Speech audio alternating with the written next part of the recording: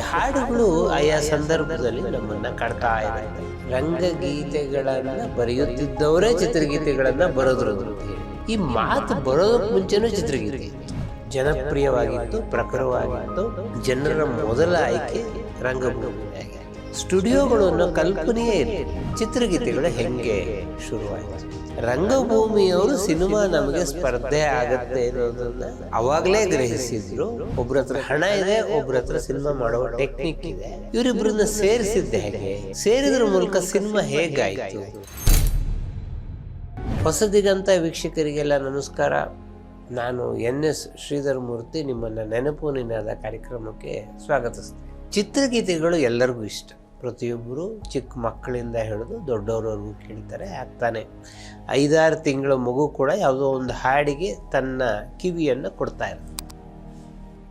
ಈ ಚಿತ್ರಗೀತೆಗಳು ನಮ್ಮ ಜೀವನವನ್ನೆಲ್ಲ ಒಂದು ರೀತಿ ಸಂಪನ್ನಗೊಳಿಸಿದೆ. ನಮ್ಮಲ್ಲಿ ಹುಟ್ಟಿಗೂ ಹಾಡಿದೆ, ಬಾಲ್ಯಕ್ಕೂ ಹಾಡಿದೆ, ಯೌವನಕ್ಕೂ ಹಾಡಿದೆ, ಪ್ರೀತಿಗೂ ಹಾಡಿದೆ, ಕೊಲೆಗೂ ಹಾಡಿದೆ, ಹಿಂಸೆಗೂ ಹಾಡಿದೆ, ಸಾವಿಗೂ ಹಾಡಿದೆ. ಈ ಹಾಡುಗಳು ಆಯಾ ಸಂದರ್ಭದಲ್ಲಿ ನಮ್ಮನ್ನು ಕಾಡ್ತಾ ಇರುತ್ತೆ. ಈ ಕಾಡುವ ಹಿಂದೆ, ಹಾಡಿನ ಹಿಂದಿನ ಕಥೆಗಳಿದೆಯಲ್ಲ, ಅದನ್ನು ಹುಡುಕುವ ಪ್ರಯತ್ನವನ್ನು ನಾನು ಈ ಮಾಲಿಕೆಯಲ್ಲಿ ಮಾಡ್ತೀನಿ. ಈಗ ಒಂದು ಸಾಮಾನ್ಯಕ್ಕೆ ಇತಿಹಾಸ ಬರೆಯೋರು ಒಂದು ಮಾತನ್ನೆಲ್ಲ ಕಡೆ ಬರೀತಾರೆ. ಏನು ಅಂದರೆ, ರಂಗಗೀತೆಗಳೆಲ್ಲ ಚಿತ್ರಗೀತೆಗಳಾದವು, ರಂಗಗೀತೆಗಳ ಪರಂಪರೆ ನಮ್ಮಲ್ಲಿ ಮೊದಲು ಇತ್ತು ಅಂತ. ಇದನ್ನು ಸ್ವಲ್ಪ ತಿದ್ಬೋದು. ರಂಗಗೀತೆಗಳನ್ನು ಬರೆಯುತ್ತಿದ್ದವರೇ ಚಿತ್ರಗೀತೆಗಳನ್ನು ಬರೆದ್ರು ಅಂತ ಹೇಳಿ. ಯಾಕೆ ಅಂತ ನಾನು ಹೀಗೆ ಮಾತನ್ನು ಹೇಳ್ತೀನಿ ಅಂತಂದರೆ, ನಮ್ಮಲ್ಲಿ ವಾಕ್ಚಿತ್ರಗಳನ್ನು ಬಂತಲ್ಲ, ಮಾತು ಬಂತಲ್ಲ ಸಿನಿಮಾಕ್ಕೆ. ಈ ಮಾತು ಬರೋದಕ್ಕೆ ಮುಂಚೆನೂ ಚಿತ್ರಗೀತೆ ಇತ್ತು. ಇದು ಜಗತ್ತಿನ ಇನ್ನೆಲ್ಲೂ ಸಂಭವಿಸದಂತಹ ವಿಶಿಷ್ಟವಾದ ವಿದ್ಯಮಾನ. ಅರೆ ಇದು ಹೆಂಗೆ ಮಾತೇ ಇಲ್ಲ, ಚಿತ್ರಗೀತೆ ಇಲ್ಲಿಂದ ಬರುತ್ತೆ ಅಂತ ನಿಮ್ಗೆ ಆಶ್ಚರ್ಯ. ಭಾರತಕ್ಕೆ ಮುಖ್ಯ ಸಿನಿಮಾಗಳು ಬಂತಲ್ಲ, ಮುಖ್ಯ ಸಿನಿಮಾಗಳು ಬಂದಾಗ ಇಲ್ಲಿ ರಂಗಭೂಮಿ ಬಹಳ ಜನಪ್ರಿಯವಾಗಿತ್ತು, ಪ್ರಖರವಾಗಿತ್ತು. ಜನರ ಮೊದಲ ಆಯ್ಕೆ ರಂಗಭೂಮಿನೇ ಆಗಿತ್ತು. ರಂಗಭೂಮಿ ಅಂದರೆ ಈಗ ನಾವು ನೋಡ್ತೀವಲ್ಲ 2 ಗಂಟೆ 3 ಗಂಟೆ ಆ ಥರದ ನಾಟಕ ಅಲ್ಲ. ರಾತ್ರಿ 8 ಗಂಟೆಗೆ ಶುರುವಾದರೆ ಬೆಳಗಿನ ಜಾವ 6 ಗಂಟೆಗೆ ಮುಗಿಯುವಂತಹ ನಾಟಕ. ಮಧ್ಯದಲ್ಲಿ ಒಂದು ಬ್ರೇಕ್ ಇರ್ತಾ ಇತ್ತು. ಗುಬ್ಬಿ ಕಂಪನಿಯ ಕುರುಕ್ಷೇತ್ರ ಉದಾಹರಣೆಗೆ. ಕುರುಕ್ಷೇತ್ರ ಇಡೀ ರಾತ್ರಿ ನಡೆಯುವಂತಹ ನಾಟಕ. ಅದಕ್ಕಾಗಿ ದ್ರೌಪದಿ ಪಾತ್ರ ಮಾಡುವವರು ಇಬ್ಬರು. ರಾತ್ರಿ 12 ಗಂಟೆವರೆಗೆ ಒಬ್ಬರು ದ್ರೌಪದಿ ಪಾತ್ರ ಮಾಡೋದು, 12 ಗಂಟೆ ಮೇಲೊಬ್ಬರು ದ್ರೌಪದಿ ಪಾತ್ರ ಮಾಡೋದು. 12 ಗಂಟೆಗಿಂತ ಮುಂಚೆ, ರಾತ್ರಿ 12 ಗಂಟೆಗಿಂತ ಮುಂಚೆ ದ್ರೌಪದಿ ಮಾಡ್ತಿದ್ರಲ್ಲ, ಅವ್ರಿಗೆ ಹಾಡುಗಳು ಜಾಸ್ತಿ ಇರ್ತದೆ. ಹಾಡುಗಳನ್ನು ಅವರೇ ಹಾಡೋರು. ಈ ಪರಂಪರೆಯಲ್ಲಿ ನಾವು ಭಾರತೀಯರು ಬೆಳ್ಕೊಂಡು, ನಮಗೆ ಇದ್ದಕ್ಕಿದ್ದಂಗೆ ಇವರು ಮುಖಿ ಸಿನಿಮಾ ತೋರಿಸೋದ್ರು. ಮುಖಿ ಸಿನಿಮಾ ತೋರಿಸಿದ್ರೆ ಪ್ರೊಜೆಕ್ಟರು ಬಂದರೆ ಇವರು ಎಲ್ಲ ಬಂದು ಮಾತಿಲ್ಲದ ಕಡೆ ಯಾರು ಅಂದ್ಕೊಂಡು ನೋಡ್ತಾರೆ. ಬಹಳ ಜನ ಪ್ರೊಜೆಕ್ಟ್ರ್ ಸೌಂಡ್ ಆಗೋದು, ಅವರು ಪ್ರೊಜೆಕ್ಟ್ರ್ ಕಡೆ ತಿರುಗಿತ್ಕೊಂಡ್ಬಿಡೋರು. ಆಗ ಜನರನ್ನು ಸ್ಕ್ರೀನ್ ಇದೆ, ಇಲ್ಲಿ ಚಿತ್ರ ಬರ್ತಿದೆ, ನೀವು ನೋಡೋದು ಪ್ರೊಜೆಕ್ಟ್ರನ್ನೆಲ್ಲ ಇಲ್ಲಿ ಅಂತ ನೋಡೋಕೆ ಏನಾರು ಮಾಡಬೇಕಲ್ಲ. ಅದಕ್ಕೆ ಮೊದಲು ಮುಂಬೈಯಲ್ಲಿ ಶುರುವಾಯಿತು. ಮೂಕಿ ಸಿನಿಮಾಗಳು ಬರ್ತಾ ಇರುವಾಗ ಪಕ್ಕದಲ್ಲಿ ನಿಂತ್ಕೊಂಡು ಕಾಮೆಂಟ್ರಿ ಹೇಳೋದು, ಹಾಡುಗಳನ್ನು ಹಾಡೋದು. ಮಂಗಳೂರು ಭಾಗದಲ್ಲಿ ಯಕ್ಷಗಾನವನ್ನು ಕೂಡ ಮಾಡಿ, ಒಂದೊಂದು ಥಿಯೇಟರಿಗೆ ಒಂದೊಂದು ಮಾದರಿಯ ಸ್ಕ್ರಿಪ್ಟನ್ನು ಅವರೇ ರೆಡಿ ಮಾಡ್ಕೊಳ್ಳೋದು. ಇದಾದ ಮೇಲೆ ವಾಕ್ಚಿತ್ರಗಳು ಬಂತು. ವಾಕ್ಚಿತ್ರಗಳು ಬಂದ ಕೂಡಲೇ ಮಾತು ಬಂತು. ಮಾತು ಬಂದ ಕೂಡಲೇ ಅದಕ್ಕೆ ಹಾಡುಗಳು ಬೇಕು. ಹಾಡಿಲ್ಲದೆ ಜನ ನೋಡಲ್ಲ. ಆದರೆ ಹಾಡು ಹೇಳೋದು ಹೇಗೆ? ಇದು ನಂಗೆ ನಿಮಗೆ ಬಹಳ ಆಶ್ಚರ್ಯ. ಹಾಡು ಹೇಳೋದೇನಪ್ಪ, ಹಾಡು ಹೇಳ್ತಾರೆ ಅಷ್ಟೇ. ಈಗ ಸಿನಿಮಾ ನೋಡಿದವ್ರಿಗೆ ಹಾಡು ಹೇಳೋದು ಭಾಳ ಸುಲಭ. ಯಾಕೆ ಅಂದರೆ, ಯಾರೋ ನಿಮಗೆ ಜಯಂತಿ ಅಭಿನಯಿಸ್ತಾರೆ, ಜಾನಕಿ ಹಾಡಿರ್ತಾರೆ. ನಿಮಗೆ ಯಾರೋ ರಾಧಿಕಾ ಪಂಡಿತ್ ಅಭಿನಯಿಸ್ತಾರೆ, ಶ್ರೇಯಾ ಘೋಷಾಲ್ ಹಾಡಿರ್ತಾರೆ. ಆದರೆ ಹಿಂದೆ ಹಂಗಿರಲಿಲ್ಲ. ಸ್ಟುಡಿಯೋಗಳು ಅನ್ನೋ ಕಲ್ಪನೆಯೇ ಇರಲಿಲ್ಲ. ಸೊ ನೀವು ಸ್ಕ್ರೀನ್ ಮುಂದೆ ನಿಂತ್ಕೊಳ್ತಾರೆ, ಅವರೇ ಹಾಡಬೇಕು. ಇವರೇ ಹಾಡೋದು ಹೆಂಗಪ್ಪ? ಯಾಕೆ ಕಷ್ಟ ಏನಪ್ಪ? ಹಾಡಿದ್ರೆ ಸಾಕಾ? ಅದಕ್ಕೆ ಪಕ್ಕವಾದ್ಯಗಳು ಬೇಕಾ? ಇವ್ರು ಯಾವುದೋ ಕಾಡಲ್ಲಿ ಹೋಗ್ತಿರೋ ಸೀನ್ ತೆಗೆಯುವಾಗ ಪಕ್ಕವಾದ್ಯಗಳನ್ನಲ್ಲಿ ಇಟ್ಕೊಂಡು ಕೂತ್ಕೊಂಡ್ರೆ ಅದು ಹೇಗಿರುತ್ತೆ? ಪಕ್ಕವಾದ್ಯಗಳು ಇರಬೇಕು, ಅದು ಕಾಣಿಸ್ಬಾರ್ದು. ಇದಕ್ಕೆ ನಮ್ಮ ಸಿನಿಮಾ ನಿರ್ಮಾತೃಗಳು ಒಂದು ದಾರಿ ಕಂಡು ಹಿಡ್ಕೊಂಡ್ರು. ಏನಪ್ಪ ಅಂತಂದರೆ ಟ್ರ್ಯಾಲಿ. ಈ ಟ್ರ್ಯಾಲಿ ಕ್ಯಾಮ್ರಾಕ್ಕಿಂತಲೂ ಮೇಲ್ಗಡೆ, ಆದರೆ ಹಾಡು ಹೇಳುವವರ ಹಾಡು ಕೇಳಿಸುವಷ್ಟು ಹತ್ತಿರ. ನಿಮ್ಗೆ ಈಗ ಅರ್ಥ ಮಾಡ್ಕೊಂಡು ಈ ಪಾಯಿಂಟ್ನಲ್ಲಿ ಇವರು ಟ್ರ್ಯಾಲಿ ಇಡೋದಕ್ಕೆ ಶುರು. ಈ ಟ್ರ್ಯಾಲಿಯಲ್ಲಿ ನಿಮಗೆ ಎಷ್ಟು ವಾದ್ಯ ಇಡೋಕ್ಕೆ ಸಾಧ್ಯ? 2 ರಿಂದ 3. ಬಹಳ ದೊಡ್ಡ ಟ್ರ್ಯಾಲಿ ಆದರೂ ಯಾಕೆ ಟ್ರ್ಯಾಲಿ ಬಹಳ ದೊಡ್ಡದಾದರೆ ಅದನ್ನು ಮ್ಯಾನೇಜ್ ಮಾಡೋದು ಕಷ್ಟ. ಸೊ ನಿಮಗೆ 4 ವಾದ್ಯ. ಇದು ಆರಂಭದಲ್ಲಿ ಸಿನಿಮಾ ಮಾಡೋರಿಗೆ ಬಂದ ಬಹಳ ದೊಡ್ಡ ಕಷ್ಟ. ಯಾಕೆ ಕಷ್ಟ ಏನು? ನಾಟಕದ ರಂಗಭೂಮಿಯಲ್ಲಿ 60-70 ವಾದ್ಯಗಳಿರ್ತಾ ಇತ್ತು. ಒಂದೊಂದು ಹಾಡು ಅರ್ಧ ಗಂಟೆ 3/4 ಗಂಟೆ ಇರ್ತಾ ಇತ್ತು. ಗುಬ್ಬಿ ಕಂಪನಿಯ ಸುಭದ್ರಾ ನಾಟಕ 1.5 ಗಂಟೆಯಷ್ಟು ಅರ್ಜುನ ಮತ್ತು ಸುಭದ್ರೆಯರು ಹಾಡುವಂಥದ್ದು ಒಂದು ಹಾಡಿತ್ತು. ಇವನ್ನೆಲ್ಲ ಸಿನಿಮಾಗೆ ತರುವಾಗ ನೀವು 1.5 ಗಂಟೆ ಎಲ್ಲ ಹಾಡೋಕೆ 1.5 ಗಂಟೆ ಸಿನಿಮಾನೇ ಇರಲ್ಲ, ಹಾಡಲ್ಲಿ ಏನು ಮಾಡಬೇಕು? ಇದಕ್ಕೆ ಒಂದು ದಾರಿಯನ್ನು ಕಂಡುಹಿಡ್ಕೊಂಡು. ಇದಕ್ಕೆ ಮುಂಚೆ ನಮ್ಮಲ್ಲೇ ಒಂದು ಪ್ರಯೋಗ ಆಗಿತ್ತು, ಟೈಗರ್ ವರದಾಚಾರ್ ಮಾಡಿ. ಈಗ ನಾವು 5 ದಿನದ ಟೆಸ್ಟ್ ಕ್ರಿಕೆಟ್ ಆಡ್ತಾ ಇದ್ವಿ. 5 ದಿನದ ಟೆಸ್ಟ್ ಕ್ರಿಕೆಟನ್ನು 1 ಡೇಗೆ ತೊಗೊಂಡು ಬಂದ್ವಿ. 1 ಡೇಗೆ ತೊಗೊಂಡು ಬಂದಮೇಲೆ ಈಗ 2020ಗೆ ತೊಗೊಂಡು ಬಂದ್ವಿ. 2020 10-10ಗೆಲ್ಲ ವರ್ಕೌಟ್ ಮಾಡ್ತಾ ಇದ್ದಾರೆ. ಇದೇ ರೀತಿಯಲ್ಲಿ 1.5 ಗಂಟೆ ಹಾಡನ್ನು ಅರ್ಧ ಗಂಟೆಗೆ ಇಳಿಸೋದು, 20 ನಿಮಿಷಕ್ಕೆ ಇಳಿಸೋದು, 10 ನಿಮಿಷಕ್ಕೆ ಇಳಿಸೋದು, 4 ನಿಮಿಷಕ್ಕೆ ಇಳಿಸೋದು, ಈ ಥರದ ಪ್ರಯೋಗಗಳು ನಡೀತಾ ಇರೋ ಸಂದರ್ಭದಲ್ಲಿ ಟೈಗರ್ ವರದಾಚಾರ್ಯರು ರತ್ನಾವಳಿ ನಾಟಕ ಕಂಪನಿ ಅಂತೇಳಿ ಇವರು ಲಂಡನ್ಗೆ ಹೋಗ್ತಾರೆ. ಲಂಡನ್ನಿಂದ ಬರುವಾಗ ಅಲ್ಲಿಯ ಬ್ಯಾಲೆಗಳನ್ನು ನೋಡ್ಕೊಂಡು ಚಿಕ್ಕ ಹಾಡು. 2 ಪ್ರಯೋಗ ಟೈಗರ್ ವರದಾಚಾರ್ಯ ಮಾಡಿದ್ದು. ಒಂದೇನು ಅಂತಂದರೆ, ನಿಮಗೆ ನಾಟಕ ನಡೆಯುವಾಗ ಹಿಂದೆ ವಾದ್ಯಗಾರರು ಕೂತಿರೋದು ಕಾಣಿಸ್ತಾ ಇತ್ತಲ್ಲ, ಅದನ್ನು ತಪ್ಪಿಸೋದಕ್ಕಾಗಿ ರಂಗಭೂಮಿಯ ಎದುರಿಗೇನೆ ಒಂದು ಹಳ್ಳದ ಥರ ಮಾಡಿ ವಾದ್ಯಗಾರರು ಆ ಹಳ್ಳದಲ್ಲಿ ಕೂತಿರೋರು, ಅಂದರೆ ಪ್ರೇಕ್ಷಕರಿಗೆ ವಾದ್ಯಗಾರ ಕಾಣಿಸ್ತಾ ಇರಲಿಲ್ಲ, ಅವ್ರ ವಾದ್ಯದ ಶಬ್ದ ಮಾತ್ರ ಕೇಳಿಸೋದು. ಇದೆಲ್ಲ ನಮ್ಮ ಸ್ಟುಡಿಯೋ ಹುಟ್ಟಿದ್ದು ಈ ಥರದ ಕಾನ್ಸೆಪ್ಟ್. ಇದಾದ ಮೇಲೆ ಹಾಡುಗಳನ್ನು ಚಿಕ್ಕದು ಮಾಡುವಾಗ ಅದಕ್ಕೆ ಒಂದು ಹೆಸರನ್ನು ಕೊಟ್ಟರು. ಏನು ಅಂತಂದರೆ ಗಂಧರ್ವ ಸಂಗೀತ. 2 ನಮ್ಮಲ್ಲಿ ಗಾನ ಸಂಗೀತ, ಗಂಧರ್ವ ಸಂಗೀತನ ಸೃಷ್ಟಿಯಾಯಿತು. ನಾವು ಯಾವುದು ಗಂಧರ್ವ ಸಂಗೀತ ಅಂತ ಕರೆದ್ವಿ, 5 ನಿಮಿಷ 10 ನಿಮಿಷಕ್ಕೆ ಇಳಿಸಿದ ವರದಾಚಾರ್ಯರ ಪ್ರಯೋಗ, ಅವೇ ಮುಂದೆ ಚಿತ್ರಗೀತೆಗಳಾಯಿತು. ಈ ಚಿತ್ರಗೀತೆಗಳ ಕತೆ ಬಹಳ ವಿಶಿಷ್ಟವಾಗಿದೆ. ನೀವು ಭಾರತದ ಪ್ರತಿ ಭಾಷೆಯಲ್ಲೂ ನೋಡಿದ್ರೆ ಬಹಳ ವಿಚಿತ್ರವಾದಂಥ ಕಥೆಗಳಿದೆ ಚಿತ್ರಗೀತೆಗಳ ಬಗ್ಗೆ.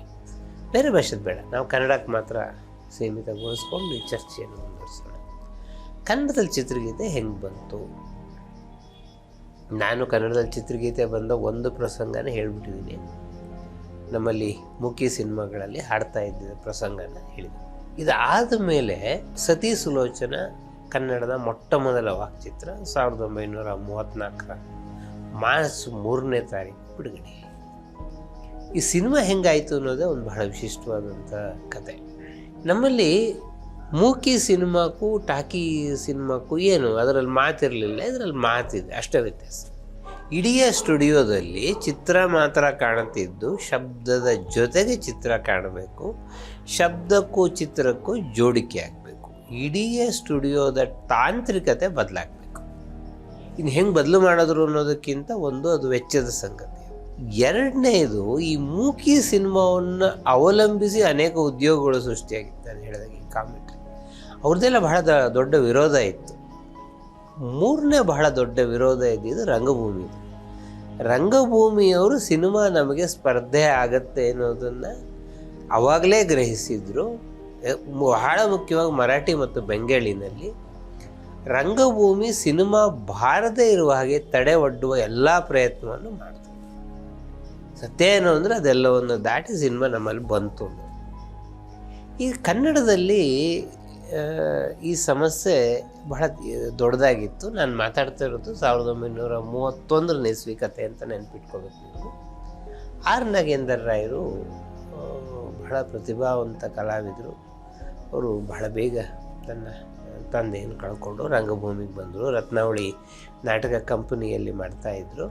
ಅವರು ಪ್ರಹ್ಲಾದ ನಾಟಕದಲ್ಲಿ ಭೂದೇವಿಯ ಪಾತ್ರವನ್ನು ಮಾಡ್ತಾಯಿದ್ರು. ಭೂದೇವಿಯ ಪಾತ್ರ ನಿಮಗೆ ಗೊತ್ತಿದೆ. ಭೂದೇವಿಯ ಪಾತ್ರಕ್ಕಾಗಿ ಅವರು ಬಹಳ ಪ್ರಸಿದ್ಧ. ಭೂದೇವಿ ನಾಗೇಂದ್ರಯ್ಯರು ಅಂತಲೇ ಹೆಸರು. ಅನಿ ಬೆಸೆಂಟ್ ಒಂದು ಸಲ ನಾಟಕವನ್ನು ಮಾಡೋದಕ್ಕೆ ಬಂದಾಗ ಅವರಿಗೊಂದು ಹಾರವನ್ನು ಕೊಟ್ಟಿದ್ರು, ರತ್ನದ ಹಾರವನ್ನು ಕೊಟ್ಟಿದ್ದರು. ಹೀಗಾಗಿ ಅವರು ಅನಿಬೆಸೆಂಟಿನ ಸನ್ಮಾನ ಮಾಡಿಕೊಂಡು ಬಹಳ ಪ್ರಸಿದ್ಧರಾಗಿದ್ದರು.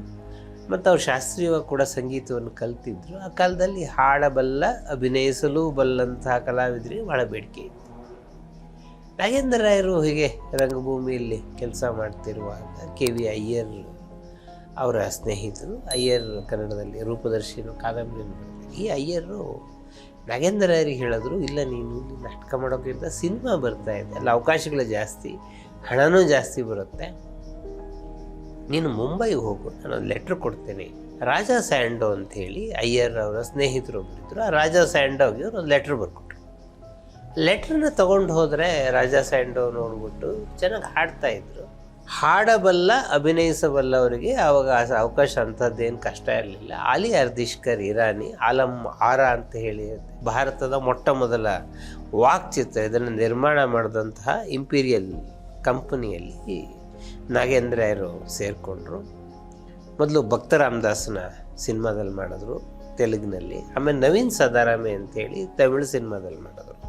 ನವೀನ್ ಸದಾರಾಮೆ ಅಂತ ಅವ್ರಿಗೆ 4 ಹಾಡಿತ್ತು. ಹೀಗಾಗಿ ಅವರಿಗೆ ಒಳ್ಳೆಯ ಅವಕಾಶಗಳಿತ್ತು.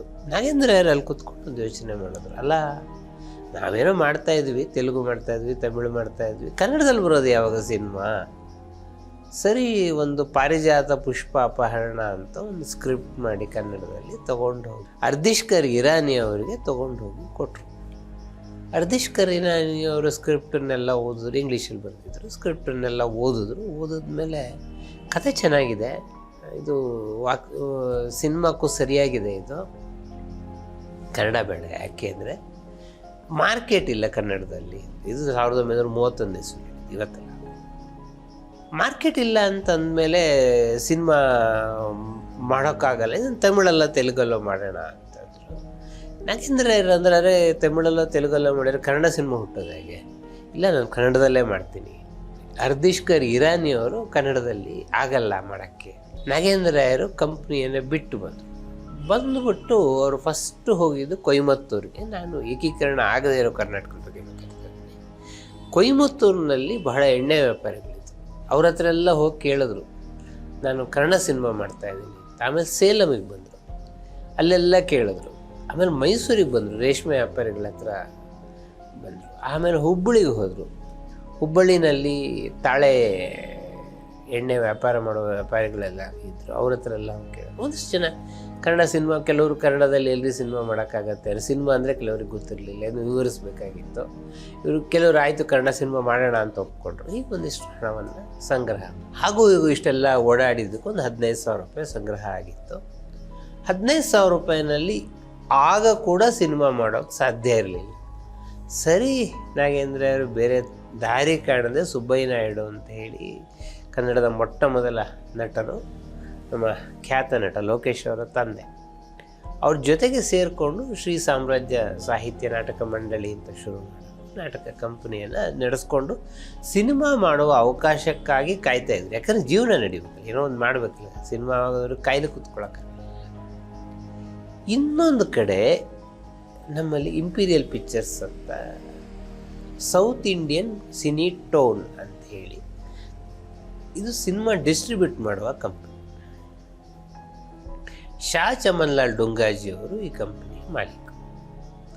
ಶಾ ಚಮನ್ಲಾಲ್ ಡುಂಗಾಜಿಯವರು ಯೋಚನೆ ಮಾಡ್ತಾಯಿದ್ರು, ನಾವು ಯಾವ್ಯಾವುದೋ ಭಾಷೆ ಸಿನಿಮಾಗಳನ್ನ ಡಿಸ್ಟ್ರಿಬ್ಯೂಟ್ ಮಾಡ್ತಾಯಿದ್ದೀವಿ, ಕನ್ನಡ ಸಿನಿಮಾ ಯಾವಾಗ ಡಿಸ್ಟ್ರಿಬ್ಯೂಟ್ ಮಾಡೋದು ಅಂತ. ನಿಮ್ಗೆ ನೆನ್ಪಿಟ್ಕೊಳ್ಳಿ, ಶಾ ಚಮನ್ಲಾಲ್ ಡುಂಗಾಜಿಯವರು ಇಲ್ಲಿಯವರು, ಅವ್ರು ರಾಜಸ್ಥಾನದಿಂದ ಬಂದಿದ್ದು ಕೂಡ ಚಿಕ್ಕಪೇಟೆನಲ್ಲಿ ಪಾತ್ರೆ ಅಂಗಡಿ ಇಟ್ಕೊಂಡಂಥವ್ರು. ಪಾತ್ರೆ ಅಂಗಡಿಯನ್ನು ಚೆನ್ನಾಗಿ ಬೆಳೆಸಿದ್ರು. ಆಮೇಲೆ ಅವರು ಬೆಂಗಳೂರು ಕರಗದಲ್ಲಿ ಪ್ರಾಣಿ ಬಲಿ ಆಗ್ತಿದ್ದದನ್ನು ನಿಲ್ಲಿಸಿದ್ರು. ಅದಾದ ಮೇಲೆ ಮೈಸೂರು ವಿಶ್ವವಿದ್ಯಾನಿಲಯದಲ್ಲಿ ಅವರು ಕಾಮರ್ಸ್ ವಿಭಾಗವನ್ನು ಶುರು ಮಾಡೋದಕ್ಕಾಗಿ ಒಂದು ಗೋಲ್ಡ್ ಮೆಡಲನ್ನು ಇಟ್ಟರು. ಈ ಶಾ ಚಮನ್ಲಾಲ್ ಡುಂಗಾಜಿಯವರು ಸಿನಿಮಾ ಮಾಡಬೇಕು. ಸರಿ, ಅವರು ಸಿನಿಮಾ ಮಾಡಬೇಕು, ಆದರೆ ಸಿನಿಮಾದ ಟೆಕ್ನಿಕ್ ಗೊತ್ತು ಅವ್ರಿಗೆ, ಸಿನಿಮಾ ಮಾಡೋದು ಹೆಂಗೆ ಅಂತ ಗೊತ್ತಿಲ್ಲ. ಅವ್ರ ಹತ್ರ ಹಣ ಇದೆ. ನಾಗೇಂದ್ರ ರಾಯರಿಗೆ ಸಿನಿಮಾ ಮಾಡೋದು ಗೊತ್ತಿದೆ, ಆದರೆ ಅವ್ರ ಹತ್ರ ಹಣ ಇಲ್ಲ. ಒಬ್ಬರ ಹತ್ರ ಹಣ ಇದೆ, ಒಬ್ಬರ ಹತ್ರ ಸಿನಿಮಾ ಮಾಡುವ ಟೆಕ್ನಿಕ್ ಇದೆ. ಇವರಿಬ್ಬರನ್ನ ಸೇರಿಸಿದ್ದೆ ಹೇಗೆ? ಸೇರಿದ್ರ ಮೂಲಕ ಸಿನಿಮಾ ಹೇಗಾಯಿತು ಅದನ್ನು ನಾನು ಮುಂದಿನ ಸಂಚಿಕೆಯಲ್ಲಿ ಹೇಳ್ತೀನಿ.